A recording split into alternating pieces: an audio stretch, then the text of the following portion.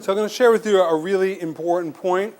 Hopefully you focus in, and that actually will be the entire point of what we'll discuss. And the realm of focus, that word which hopefully you walk out with, is an issue ultimately of life and death, and I'll delineate that.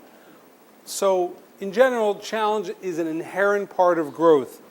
I'm spoiled, I don't like a challenge, but in truth, ultimately when you take something that's true and you apply it despite a counterforce, that's what's called achievement. So you've only achieved in life if you've gone up against a challenge. And for us, we believe that in every generation, door to door, every generation, we have a different challenge to face. And there are, even though we have personal challenges, we also have challenges on a generational level, and that's something that we all ultimately share. Now, how can you achieve if you don't know the challenge? Most of us walk around in life, we're unaware of what that challenge is. So that means the purpose of life, of achievement, cannot be obtained because we're unaware of what the challenge is. So tonight I want to just make you aware of what the challenge is, so that if you take it up and you dare, I think that you'll be able to win. So in order for me to give this idea, I want to put it in a metaphor. A metaphor is an idea that's illustrated, meaning that I have something deep to share with you. But because it's just verbal and it's an idea, it doesn't go into your brain. If I would give you a verbal metaphor and I painted a picture with my words, I would make it clear. If I actually painted a picture, it would be clearer. If I can actually have people act in color television, it would be even more clear. So I'm going to give you this idea, but I'm going to wrap it in a metaphor. Now the metaphor has two parts, a theory and an explanation. The theory is the following. Our culture of celebrityism, it's not a word, but I made it up and it's good. Our culture of celebrityism plus technology equals the age of distraction. What age do you live in? Do you live in the industrial age? Do you live in the Bronze Age? We live in the age of distraction. And I will delineate that culture. The culture of celebrityism, and I'll show you the roots and how it developed, when added, when mixed with this beautiful realm of technology, has developed us into this age of distraction. And the way I'm going to prove to you this theory as being correct is by making clear, explaining one joke on one Seinfeld episode. Now, why am I explaining a joke on a Seinfeld episode? Who cares about television criticism? Because by explaining what the joke is, I think you'll be able to walk away with a vision of our generational challenge. Now, I think Seinfeld is really important and a great medium to do that because Seinfeld is the first blending of the sitcom format with stand-up. As everyone knows, there's one thing called stand-up and observational stand-up. I'm going to observe something. Oh, what's the deal with this? Then there's a thing called sitcom. And sitcoms are usually not really related to life. When Larry David and Jerry Seinfeld were initially approached to do a television show, they only wanted to make a show about following a comedian around, Jerry Seinfeld, with one camera, and they would just say how he developed his jokes. They didn't want to do a sitcom because that's not real. NBC wanted to make a sitcom, and they made it with 3 cameras, a regular sitcom. But they always had this balance between stand-up and a show about nothing, which was really a show about everything, a show about everyday life. And the format that it did in this having 3 central characters was very similar historically to other comedic realms of 3 characters, which was namely the Three Stooges and the Marx Brothers. There's always a balance in that trifecta of, let's use the Marx Brothers, Groucho, someone that's smart and serious. You have Chico in the middle. And then you have Harpo, who is like a cartoon character who can stretch reality. In many ways, Jerry is the ideal, George is Larry, and Kramer is this goofy cartoon character that we're able to mold and bend in various levels. Now, as many of you know, in the 8th and 9th season, Larry David left as a writer, and Jerry Seinfeld took control over the show, and Jerry was fine with going a little bit out of reality. He's a fan of Superman, of comic books, so he would stretch reality, and he was able to use the Kramer character as a part of this stretch. Now, there's an episode in that last season, and it's called The Merv Griffin Show. Here it is. The Merv Griffin Show was Michael Richards at the top of his game. Kramer finds some of the Merv Griffin set in a trash can and then takes it home and assembles the Merv Griffin Show set in his house. Hey! Oh my God! It's the Merv Griffin set. So where are you gonna sleep? Yeah, backstage. In other words, okay, Kramer's crazy. He finds the Merv Griffin set in a trash can. He assembles it in his house. And now he proceeds to conduct the Merv Griffin Show in the comfort of his own home. Who is Merv Griffin? And what's the joke? I mean, okay, that sounds silly, but the genius of Seinfeld was to derivate from the throw a pie in your face, hit Curly of the Three Stooges with a wrench on top of his head, slapstick. There would have to be an intellectual point. What's the point of having Kramer assemble the Merv Griffin set inside of his apartment? So to put this in context, I'm going to show you now the 4 stages of celebrityism. So stage 1 of celebrityism goes like this. We all go to watch you. In other words, that in 1915 was the first feature-length movie, and in that movie, now, prior to that, we had theater, very good actor, very good speaker, Mark Twain, read a book, write an article, wonderful. But now movie is the most important medium to occur in Western and civilization in general since the printing press. Because now, not only can I communicate an idea to you through telegram or through writing a note, but now I can bring you into the idea in a hypnotic way.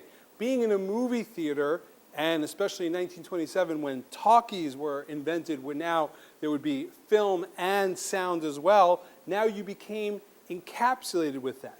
Now, there would be people who would be the star of the show. Initially, the production companies did not want to make a celebrity because then they would charge more money. But they saw, no, let them be a celebrity, we'll make more money because we'll build up this thing. Valentino was one of the first celebrities. We'll build him up, and then you'll like him. He's a celebrity. He's important. And now you'll come to the next movie, and we'll make more money off of you. So you have to understand the power of this medium. Beforehand, you did a theater. Who's going to see you? 400 people, multiple times. But now, through the advent of this technology, you can reach, in a deep and impactful manner, millions of people. And now, even though prior to that, scientists were important, writers were important, but now somebody who makes believe that there's somebody else becomes important. You're a celebrity. Why do I like you? Oh, we all go to watch you. So if it's good to be liked, it's very good if lots of people like you. Now, in this concept, so we elevated a star, someone who's a celebrity, to a higher realm. And Jerry Seinfeld at an award show basically said that all awards are ultimately stupid, especially to the self-congratulatory awards to actors of, oh, you got an Academy Award, ooh, the Golden Globes. Here's Jerry about that. You know, I don't know why we're so fascinated with actors in this culture. They haven't got a thought in their stupid bedhead, hairdo, mini brains. Why? We must honor this man. Why? He pretended to be Bob Johnson. He's a genius, I tell you. It's genius what he's doing. Playing dress up and pretend is not genius, ladies and gentlemen. It's not genius. Roll the cameras, put on these clothes, stand there, ready, say what we told you to say. It's not genius. And yet we now have to ascribe greatness to people who make believe that there are other people. Comes 1948, and now the invention of the television set. Very important, because beforehand, you come to us. Television says, we'll come to you. We'll come into your house. None of us can imagine life before television, but in 1948, the Uncle Milty Show, sponsored by Texaco, was the most important thing. People would used to go outside of stores at night to watch Uncle Milty through the glass. In other words, that was a very important concept. And another very important thing is that it became the conduit that made America a powerful country.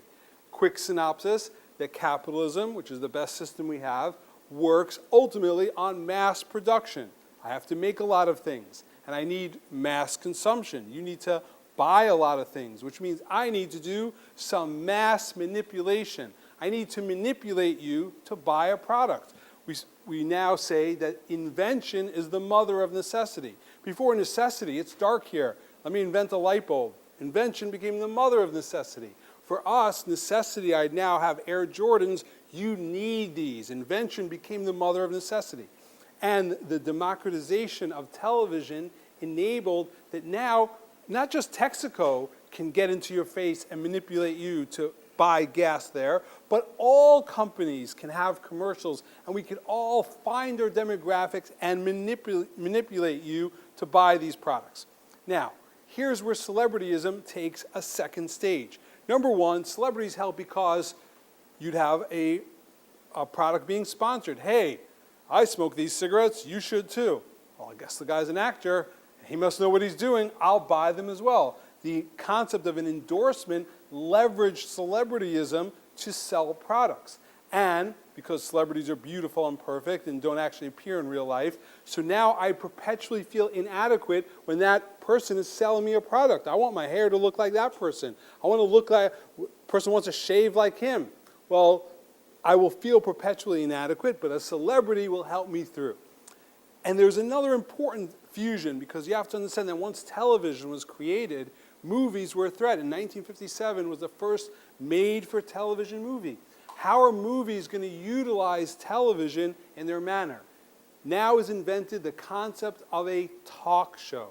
A talk show is a very important concept because whereas stage one, we all go to watch you, now I need to know about you. I'm going to read a magazine, People magazine. What's going on in your life? I need to know. I don't need to know what's going on in any scientist's life or some poet. I don't need to know the details, but because you are liked by many, not only will I be entertained and pay money to watch you perform and make believe you're someone else, but I will also pay money to find out about what you do in between making believe that you are somebody else. I need to know about you. This was invented ultimately in 1965 through the concept of a talk show. And Merv Griffin was one of the first celebrity talk shows that introduced this concept that your life as a celebrity is important to me. Let's go back in time and watch a little clip of Merv Griffin interviewing Gene Wilder back then, and let's see an important point that he says. Oh, yes. Or maybe you don't want to talk about that experience. I'll tell you anything that you want to know. I believe in talking. There's no point in doing a show like this unless you're going to talk about personal things. Okay. Private is something else. I make a big distinction. What's the difference, Gene? Personal is what's the closest things to my heart, what matters to me, what do I feel strongly about. Private are names, addresses, telephone numbers, what color hair, you know, that sort of thing. But personal, I'll answer anything that you want. Thank you, Gene. But we don't really need to know personal either. Meaning private, hair color, telephone numbers, I don't need to know that. And personal, I don't need to know. I don't need to know what Michael Jackson's doctor's name was, Conrad Murphy. I don't need to know where his funeral was, the Staples Center. I don't need to know his mother's name, Rita, his dad's name, Joe. I don't need to know all these facts. So thank you for answering your personal issues, but we don't need to really know that. But there's a very ingenious thing, and this will explain the joke of Seinfeld, is that now, because you're a celebrity, suddenly the mundane is interesting.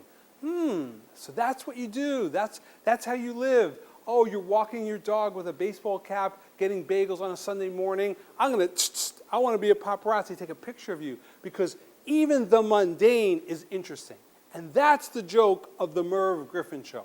When Kramer sets up the Merv Griffin set in his apartment, now he's got a platform in which all his friends, Jerry, Elaine, George, can all have their mundanity be important because we're in the context of a talk show. So let's look at the main clips of the Merv Griffin show to see how this transgressed. I'm gonna get that. All right, well, Jerry, we'd love to have you back anytime. Well, Elaine Bennis. Well, it's great to have you. Wait, is it possible that you're even more beautiful than the last time I saw you?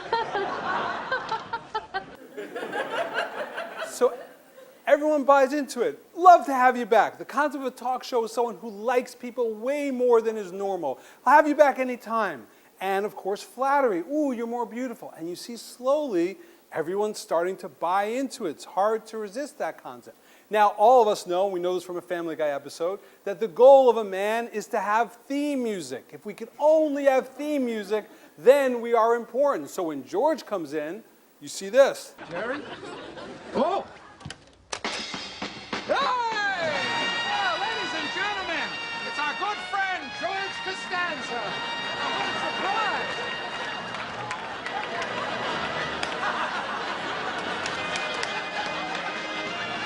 Turn music off.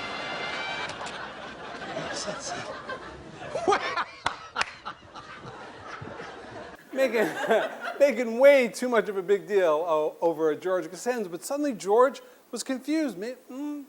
Is this weird, or maybe this is good? I could use this theme music. Now, the other part is, of course, that they play right into getting to know personal life. So now Kramer will interview Jerry about what he's been doing at his girlfriend's house. So, Jerry, what's going on with you? I understand there's a young lady in your life. Well, actually, it's kind of a funny story because she has this amazing toy collection, and last night I finally got to play with them. Well, sounds like things are progressing. Do I hear wedding bells? Are you married right now? Actually, she doesn't even know about the toys. I gave her the wrong kind of medicine, and I guess she passed out. What do you mean, wrong kind of medicine? She's even got that old Mattel football game that we love. Oh, come on. You gotta get me over there. Wait a minute. You mean to say that you drugged a woman so you could take advantage of her toys? Let's pause a moment.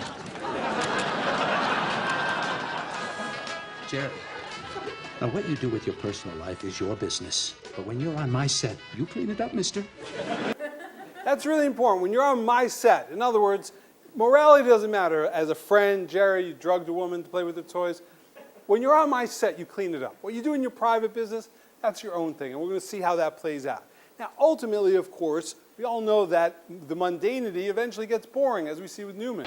Lately, though, I've been buying the generic brand of wax beans. You know, I rip off the label. I can hardly tell the difference. We've officially bottomed out. Who's our next guest? We got no one. We need a new format. We should shut down and retool. So how do they shut down and retool? What's the next level after a talk show? Well, the next level after this, Seinfeld's taking place in the 90s, and we also have the concept of the advent of reality television, because before reality television, only the celebrities were interesting. But now we can be interesting too, as long as we will check our dignity aside, and we will be freaks, and we will cause attention to ourselves.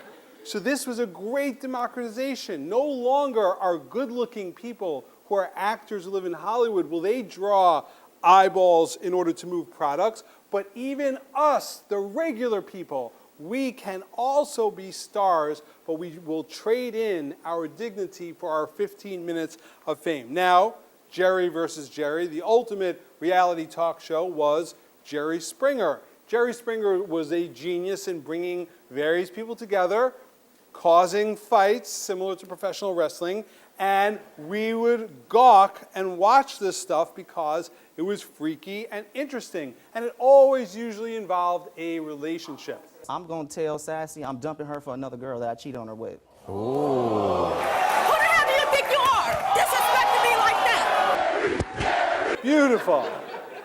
Cause a fight, bring the person in, and Jerry, yeah, way to go. Make the people argue and do that. And Seinfeld plays right into that, where because Kramer needs to retool, we've got to take a page out of the Jerry Springer Show. Hey, a little later, we're going to be talking with animal expert Jim Fowler. Where are the cameras? But first, we're talking with Jerry.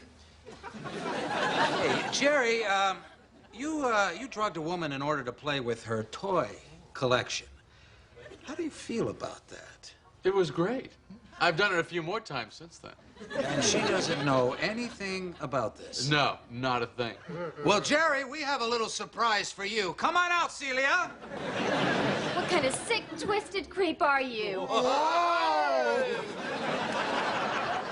What is this? What is she doing here? It's the new format, Scandals and Animals. If you think you can drug me and play with my toys, you've got another thing coming, buddy. Go, girl. What kind of woman drinks an entire box of wine? Awesome. Now, let's fast forward. So we've gotten to the third stage of reality. We're all famous now. And now, of course, we have our generation, and that is the advancement, the rapid advancement of technology, and most importantly, social media. And let's just use an example, Facebook. So Facebook has had a profound effect on our culture, how we relate to it. Here are a couple of quick statistics. 57% of people talk more online than in real life, which is fine. Nothing wrong with that. Some of my best friends do that. But the concept is that now we're slowly going away from the influence and the ability to gain from each other because we're talking online. Now that's a great concept if I want to text you that I'm going to be 10 minutes late. I don't want to call you, be like, hey, what's up? I'm running 10 minutes late. Okay, fine, take care, bye-bye. In the olden days, people, when they needed a phone number, would call you for the phone number. Hey, what's up? I'm calling, I need that phone number. Then I have to try to call you back. I don't even know. Here. Contact, share, it's done. You have the number. Technology is awesome. But when we slowly become lazy and we replace technology for human relationships, that alters things and we become addicted to that reality as we see how people wake up in the morning. Well, 48% of people that are our demographic, they check it before they wake up. So in other words, a large percent, over 25% of our population, not only do they check Facebook right away, before they wake up, before they get out of bed. I need to see what's going on, and I need to share other realities. And there's a mass sharing. Here's 20 minutes on Facebook. Here's all that goes on. The amount of links shared, over 1 million event invites, tagged photos, very annoying. Status updates, who cares? Friend requests, photo uploads, yeah, I have time to look at 73 pictures. And comments made, wall posts, all within 20 minutes. Now, what drives this amazing addiction to share information? I'd like to propose tonight that I think what drives it is our culture of celebrityism. We are second and third generation celebrityists, meaning that our parents reminisce about the celebrities that they enjoyed and how they were sold products. And we reminisce about our commercials. Oh, remember that commercial? I love that commercial. Yeah, I love how I was manipulated to buy that product. Yeah, I like that. So fame is a good thing because if you're liked, you're good. If you're liked by many, you're very good. Well, beforehand, the only way I could be liked by many was either to be a celebrity, a movie star, or be a freak and go on the Jerry Springer Show. But now, all I need to do is have my circle of friends. And now I've got my own talk show. I've got my own Merv Griffin set. Now I could share, and I think that you're my audience. You're part of, you're with me. And this Jerry Seinfeld, interestingly enough, predicted this in the 90s when he was speaking about answering machines. That he said sometimes you call and you just wish that you get the answering machine. So upset when someone else picks up. So here's a quick Jerry Seinfeld bit predicting this addiction to Facebook. It's very important for human beings to feel that they are popular and well-liked amongst a large group of people that we don't care for. That's important, meaning we do all need to feel that we're well-liked and popular amongst a large group of people that we don't actually really care for. But there are 583 friends. They're interested in the salad that we're eating at this moment, and I need to share that with them. How I'm feeling waking up in the winter, or what airport I've checked into. Now, there's a lot of good. You could share information. Many of you might not have even found out about coming here tonight had you not had the ability of electronics and social media, but it also creates an alternate universe. Let's look at the encroachment of technology and media in our lives. First, hey, we're having a movie. Why don't y'all come down? We'll put these crazy lights over there. So you'll be, ooh, what's going on over there, boy? Oh, let's go. It's a movie. Let's go to the movie. Go to the drive-in. 1948? No. Stay home. We'll come to you. We will come into your house, and we will sell you products. And now, in our generation, don't even turn on the television. In your phone, which is your life. All of us have had the traumatic experience of losing our phone for 10 minutes. Oh my gosh, where's my phone? I think I lost my phone. I don't know where it is. Or that when it runs out of batteries, like just comes and grabs and makes that little circle like a toilet bowl, like, oh, goodbye, you didn't charge me enough. Oh, I might be missing something. We all know that. We're drawn into that. But that insanity that we're drawn into is this insanity of celebrityism causing this huge distraction. And most importantly, technology of constant contact, that I could always be in touch with you, creates unrealistic expectations. In other words, sometimes I'll text and sometimes I'll email. And sometimes in the middle of a whole text back and forth, I won't have the time to say good night. I'm just going to go on to my regular life. And the next day people are like, hey, well, why didn't you answer me back? Well, what's going on? Everything okay? No. I actually don't have the ability to be in constant contact with every single person all the time. Otherwise, I never would have wrote this clip show. I would never have the time to concentrate. The concept is that it creates unrealistic expectations. The most important unrealistic expectations is, of course, that you actually have 583 friends, which you don't. And friends are really important. You need friends. And if you substitute that with this large group of Facebook, then you will wind up like the Facebook kid that we see here in this YouTube video that I found. Should I buy this? I need to know ASAP.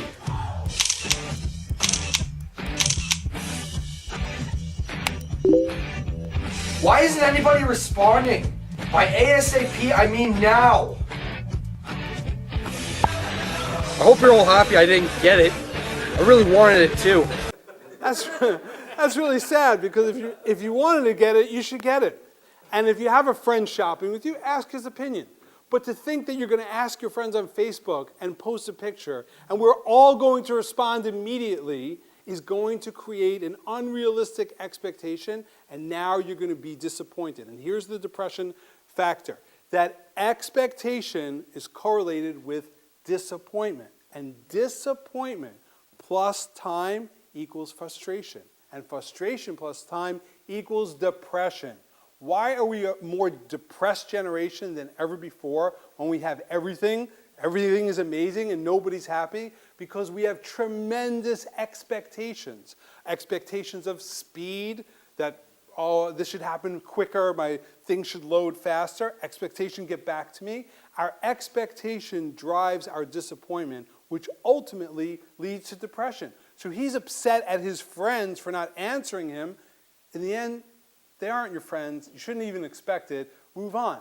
And because we know that we're all expecting each other to hit us back with that email, so we now have the distracted relationship in which we have a second job, which is responding to our fan base. And therefore, you see this clip here. Oh, you're going to do the BlackBerry head down thing on me now? What is with the BlackBerry people? Can I just pick up a magazine, hold it in front of your face, and read it while you're talking? Is that okay, too? Wait, what? So that's beautiful, and we all have that. We have all gone through the lie of, listen, I am totally listening to you. I just have to get back to this person. But we're not. And there's etiquette that are important. It is so dated, BlackBerry. Maybe some people still have one. But the concept is that, what is it with the BlackBerry people? What are you putting your head down? Yeah, I have to, because not only am I connected to Facebook and sharing with them my comments on your photos, but even if I'm not on Facebook, I don't check it or whatever. But I still have to get back to people. I still have this fan base in which because of my desire to be liked, I still will feel obligated to disconnect from the moment in the now in order to connect to an illusion or a delusional reality that actually doesn't exist. If you take social media plus TCC, this ability of constant contact, that equals the next stage of celebrityism, which is called the age of distraction. Because now we've been hooked in for multiple generations in celebrityism, and even if you don't have Facebook, but you have a fan base, so now we're never fully here. We're never fully where we are at the moment because we're always there. But there doesn't exist. There is no there. It's an illusion in your mind, like Kramer's television set. As a fellow says, where are the cameras? Where are the cameras? So all of us are in a moment, or in I think, a generational challenge. Our challenge is a life and death struggle. And what is that? That whether or not we're going to resist the illusion that devalues our lives, and are we going to exist the temptation to distract ourselves by connecting to realities that don't exist in real life. In other words, we are all drinking a light form of Kool-Aid because we are all changing our lives based on a reality that doesn't exist. I'll give you two important acronyms. One is FOMO, which we all know, fear of missing out. On a Saturday night, you're allowed to take a shower, sit down in your sweats, and watch a DVD. And it's fine. It's legal. You're cool. We love you. Enjoy, relax, shut your phone off, and enjoy. But if you go to the bathroom and you decide to check Facebook, and you see that everybody is out at that place that you were thinking of going to because you had an invite in your inbox on Facebook, but you decided not to go, and they're all smiling, and they're all good-looking, and they're having fun. It looks like they're having an awesome time. And now I'm here in my sweats like a loser watching a DVD on a Saturday night. What's my problem? You don't have a problem. There's nothing wrong with it. But I now feel dissed by my own social media because maybe I should be there. So we all have FOMO, even if we never had cell phones or smartphones. But FOMO is augmented when I now know everything going on in your life. I know what ski route you went on. I know where you vacationed. I know where you honeymooned. I know where you ate on your honeymoon on the third day. I know how hard it was packing. I know how difficult it was the last day. I saw those pictures in Venice. I feel bad for the flight layover. I know everything about you. But I don't need to know that, and it's clogging my brain, and I feel bad about my own life unnecessarily. I feel devalued. I feel that my life has no significance because I am not at that time, because I am not with a group of friends making gang signs that I don't even know what they are. Hey! Hey! I thought you worked at Goldman Sachs, but I guess the Cribs have actually made an influence of the Goldman Sachs. What are you doing? But I feel bad about my life. You look like you're having an awesome time. I should be there. That's FOMO. And there's another thing I made up, which is called FOWAT. FOWAT stands for, incorrectly spelled, it's fear of what others think. In other words, I fear, F-O, fear of what others think. What is it? Fear of what others think. I fear what you think. In other words, that I'm thinking that I become what I think you think I am. In other words, if I haven't updated anything recently, if you go to my profile and you checks people in a relationship, interested in women, that's a contradiction right there. You should not be interested in anybody but the person above that you said you're in a relationship with. What are you, hedging your bets? I'm in a relationship with Allison, but I'm also interested in women, so just in case it doesn't work out, I want you to know that. That's wrong. But I have a fear of what others think. I need to please you because you're my audience. Now, so that means that it's very exhausting to keep up on Facebook because I know that you know that I'm out somewhere. I need to tell you that I'm in fact having a good time. I know that you know that I wasn't sure where I was going to go on my winter break. And I put it out on Facebook, hey, where's a good place that I should go? And you know that I decided to go to Aspen. I got to have a good time. What am I going to do? Took this poll, went to Aspen, and it was bad? I fear what other people think. I must upload positive pictures. So now this 24/7 acting job has become a drain on my life. I can't keep it up. But most importantly is that Your own life in the moment matters. Your own life, who you are in this moment right here, really matters and is meant to be and will never come back ever again. You will miss it if you don't be here in the moment. And the addiction or the pseudo-obligation to leave the moment at a concert, to post a picture of the band, to share how great I'm enjoying this, takes me out of the moment now. You can't be in a song listening to a band if you're uploading a photo. You lose your life. The age of distraction is like carbon monoxide. It's a subtle life killer, a silent life killer that destroys our moments. Yes, it's awesome. I'm glad I don't have to go back to a laptop to email you back. But if I allow my addiction, if I do a walk-in text or a walk-in hold where I'm holding the phone, waiting for something to come in, I'm in the age of distraction. So I think the challenge for our generation in general is consciousness, which divides us from animals. The number one thing that divides us from animals is that we have the ability to have consciousness.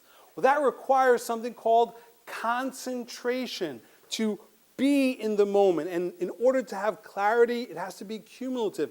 Have one idea, then another idea, hold all of those ideas and concentrate. Well, the opposite of concentration is distracted. We will never be full human beings, conscious human beings, if we're constantly distracted. So resisting the temptation of distraction, it's not etiquette. It's not a frills and whistles or bells. It's not an added reality. The resistance of the temptation of distraction is life and death. You will only have a human life on earth if you resist the generational temptation to be constantly distracted, whether you're on your phone or thinking about what you'll put on your phone. That resistance of distraction will make or break your life. So the ultimate message, I think, for all of us is focus. The end. Thank you, guys.